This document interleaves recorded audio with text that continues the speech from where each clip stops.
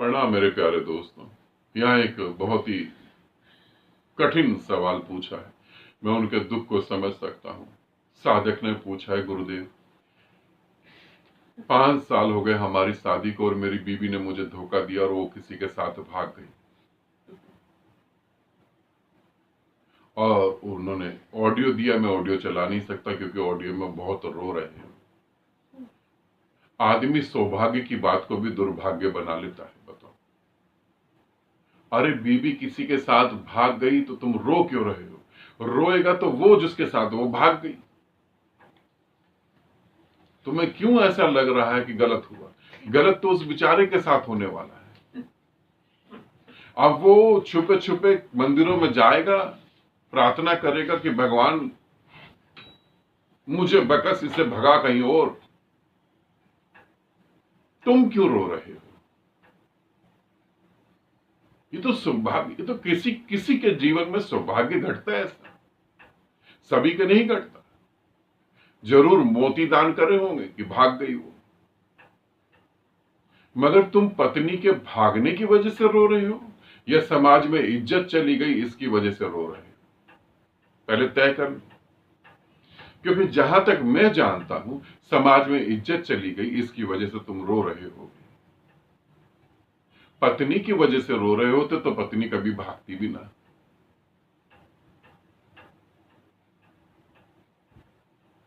और पत्नी भाग गई, ऐसे कुछ प्रश्न मेरे पास पहले भी आए थे कि मेरे को किसी ने प्रेम में धोखा दे दिया, कि मैं आत्महत्या करना चाहता हूं। थोड़ा समझो, थोड़ा अच्छे से समझो बात को।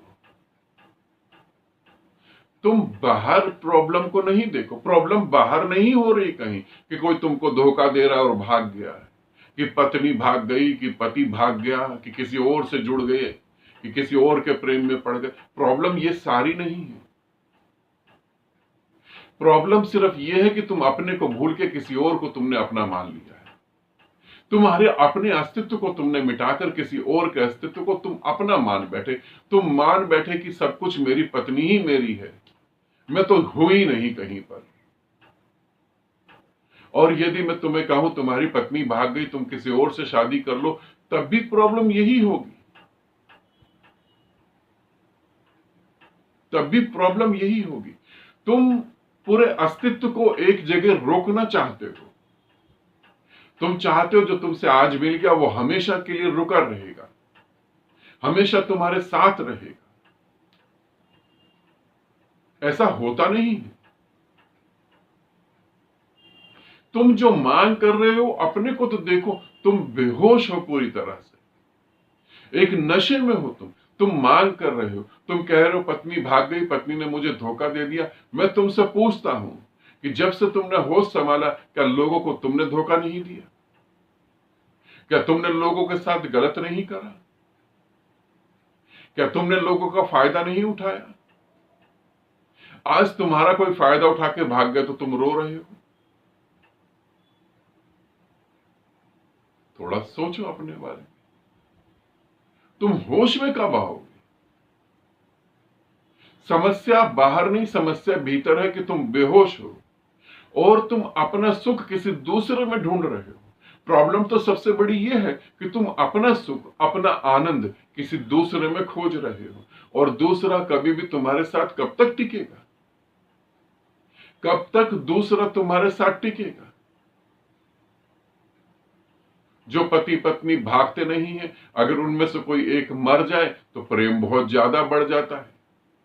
यहां ऐसे भी लोग हैं मेरे पास, किसी का पति मर गया तो अब उसका प्रेम इतना बढ़ गया कि उसके बिना वो जी नहीं सकती। किसी की पत्नी मर गई तो वो इतना पागल हो गया कि मोक्ष भी त्याग दूंगा, मैं सब कुछ त्याग दूंगा, बस पत्नी ही चाहिए। अरे इतना प्रेम होता तो वो मरते ही ना। तुम्हें पता है, शरीर से बाद में आदमी मरता है, मन से पहले मरता है। अपने को होश में लाओ। तुम्हारा आनंद, तुम्हारा सुख तुम्हारे भीतर है, पत्नी में नहीं, पति में नहीं। और रिश्ते ऐसे ही होते हैं। जो लोग एक दूसरे को छोड़ के भाग नहीं पाते, एक दूसरे के साथ चिपके रहते हैं, वो हकीकत में एक दूसरे को ढो रहे होते हैं, एक दूसरे की लाश अपने कंधे पे ढो रहे होते हैं।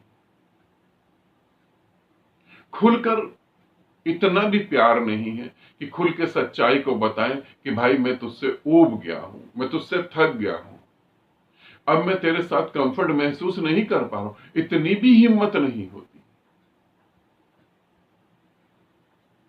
वो बस सिर्फ ढो रहे हैं, और किसी में हिम्मत है तो वो भाग गया। और तुम्हारा जीवन एक पत्नी पर रुक गया है, ये तुमने कैसे सोच लिया? तुम यहां इस संसार में सिर्फ घूमने के लिए आए हो, तुम एक टूरिस्ट हो, सिर्फ एक टूरिस्ट। किसी के साथ अपने जीवन को कैसे तुम बांध सकते हो? तुम्हें तो अनंत की यात्रा पे आगे निकलना है। अभी ऐसे बहुत लोग आएंगे तुम्हारे जीवन में। जब हम सहज स्वभाव को नहीं समझते हैं, सहज जीवन को नहीं समझते, तो हम दुर्गति कर देते हैं अपनी भी और साथ में अपने साथ वाले व्यक्ति की भी। पति भी नर्क में जीने लगता है, पत्नी भी नर्क में जीने लगती है। वो दिखाता है कि मैं तुझे इतना प्यार करता हूं, तेरे बिना जी नहीं सकता। और पत्नी भी कहती है कि जब वो सुनी रही तो वो भी यही कहेगी कि मैं भी तुमसे इतना प्यार करती हूं, तुम्हारे बिना जी नहीं सकती। और अंदर से यही कह रहे होते हैं, कहां मुसीबत गले पड़ गई हमारे, जीना ही हराम कर दिया इन्होंने। भाग गई, धोखा दे दिया। जब कोई तुम्हें धोखा देता है या तुमसे दूर हो जाता है, तो समझो तुम्हारे भीतर उसका और जो तुम्हारा रिश्ता है वो बहुत पहले मर चुका है। बस अब तो मौके की तलाश थी, प्रेम खत्म हो चुका है वहां पर। ये ऐसे ही है जैसे फूल खिला और उसकी खुशबू उड़ गई, अब तो पंखड़ियां पंखड़ियां बची हैं। अब तुम उन्हें कितने ही सहजो, कितने ही संभाल कर रख लो। अब फूल को तोड़ के तुम किताब में रख लो, 1 साल बाद खोलोगे तो उसमें वो खुशबू थोड़ी ना होगी। ऐसे ही रिश्ते मर जाते हैं हमारे, और हम रिश्तों की लाश को ढोते रहते हैं। कुछ शक्तिशाली होते, क्रांतिकारी होते, वो रिश्ता तोड़ के आगे गति करते हैं। और रो रहा हूं, परेशान हूं, आत्महत्या कर लूंगा। अरे पिछले जन्म में भी तुम्हारी कोई पत्नी थी, वो आज कहां है वो तो तुम्हें पता ही नहीं। फिर और लोगों से बात करोगे, वो कहेंगे बदला लो, कोर्ट केस कर दो, पुलिस केस कर दो, पंचायत बिठा दो। तुम्हारा कोर्ट, तुम्हारी पंचायत, तुम्हारा पुलिस केस तुम्हें जबरदस्ती एक घर में तो बंद कर देगा, मगर एक आत्मा के साथ थोड़ी ना जुड़ पाओगे। आत्मिक प्रेम तो तुम में नहीं है ना। कोई भी बाहर से कितनी भी कोशिश करे, दो लोगों के बीच में आत्मिक प्रेम पैदा नहीं कर सकता। और जब आत्मिक प्रेम है ही नहीं, तो जबरदस्ती जुड़ के करोगे क्या? तुम क्या करोगे? अपने जीवन को अब आगे गति दो। रो नहीं, रोना कोई उपाय नहीं। उसको इतना ही तुम्हारे साथ जीना था, जिया, अब वो आगे चली गई। अब तुम चलो, तुम अपनी जिंदगी में आगे गति करो। और हमेशा याद रखो, तुम्हारा सुख तुम में है, तुम्हारा सुख किसी दूसरे में नहीं। जो व्यक्ति ये बात सोचता है कि मेरा सुख किसी दूसरे में है, वो सदा दुखी रहेगा, वो सदा डरा डरा रहेगा, वो सदा भयभीत रहेगा, और वो कभी भी अपनी जिंदगी को ढंग से जी नहीं पाएगा। क्योंकि तुम अगर जबरदस्ती इकट्ठे रह भी रहे हो, तो एक जने की तो मौत होगी, दोनों इकट्ठे तो मरोगे नहीं ना। फिर तुम क्या करोगे?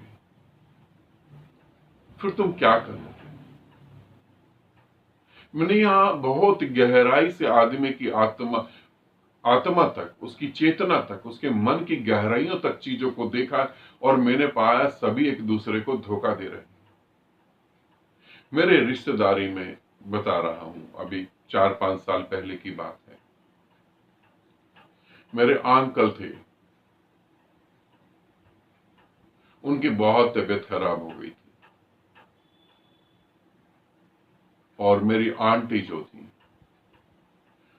वो कई बार हमारे घर आती थी और बहुत रोती थी। वो बोलती थी कि बेटा कुछ कर दो, अंकल ठीक हो जाए।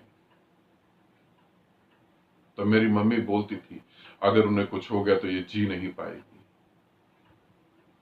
वो मंदिरों में भी जाती थी और प्रार्थना करती थी। अंकल की स्थिति और बिगड़ती गई और एक दिन आया कि वो मर गए। और जब वो मर गए, हमें पता लगा तो हम लोग वहां गए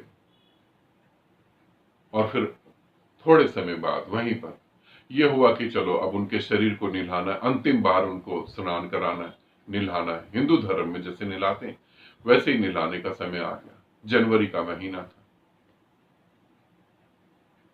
तो मैंने सब आंटी वगैरह थी, जो कजन सिस्टर वगैरह थी, उन सबको मैंने कहा कि अब तुम बाहर जाओ, हम अंकल को निला रहे हैं। सबको मैंने बाहर कर दिया। गुनगुना पानी, गर्म पानी, शहद, दही सब कुछ आ गया। इतने में मेरी आंटी जिनके हस्बैंड थे वो भागी आई और जोर की चिल्लाती हुई, रोती हुई, क्योंकि वो कई बार बेहोश होकर जमीन पे भी गिर गई थी। बहुत पीड़ा थी उनको और वो मेरे गले आके लग गई। मैंने उन्हें संभाला, पकड़ा। मैंने कहा अब जो हो गया सो हो गया, आप थोड़ा तसल्ली रखो, अब घर में आप ही बड़े हो। उन्होंने मेरे को कहा कि बेटा इसलिए नहीं आई। मैंने कहा फिर?